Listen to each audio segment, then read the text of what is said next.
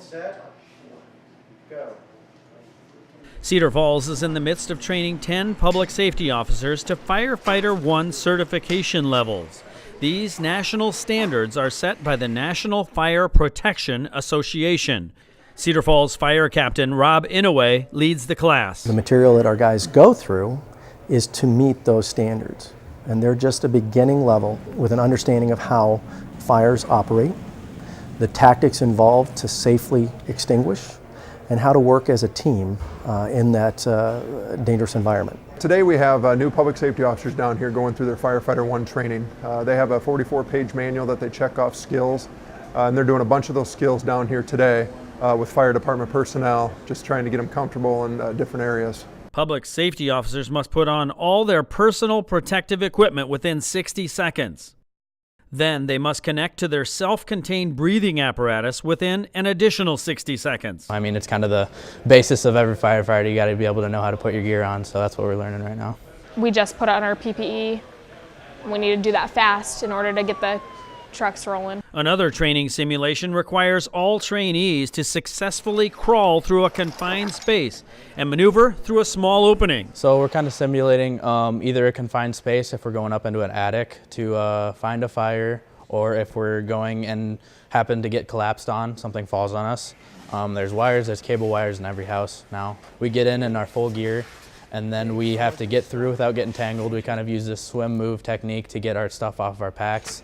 At the end of it, you have to get through this very small space. You take your pack off underneath and be able to fit through that about, 2 foot by 2 foot hole with everything all the way through, and then put it back on. And that's just kind of simulating being able to get through a small space if you're in a house, and say you're trapped and you need to get through a wall, break a hole through a wall, and then being able to get through that to get safety.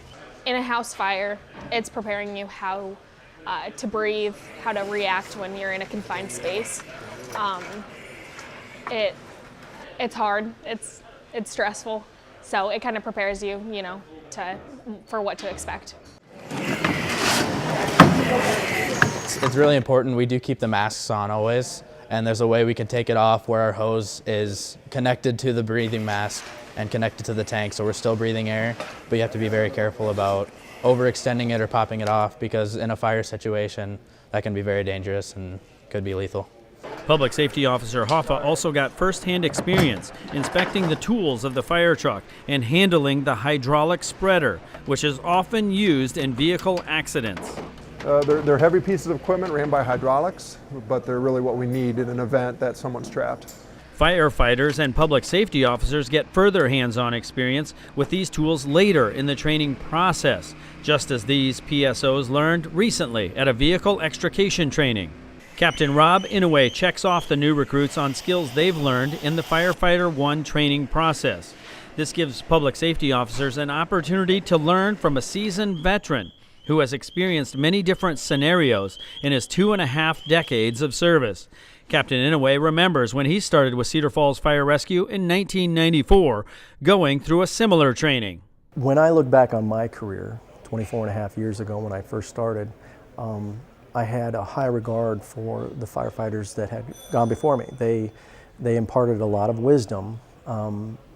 They shared their experiences, their near misses, we call them near misses, where had something gone just one step the wrong way, they would have been seriously hurt.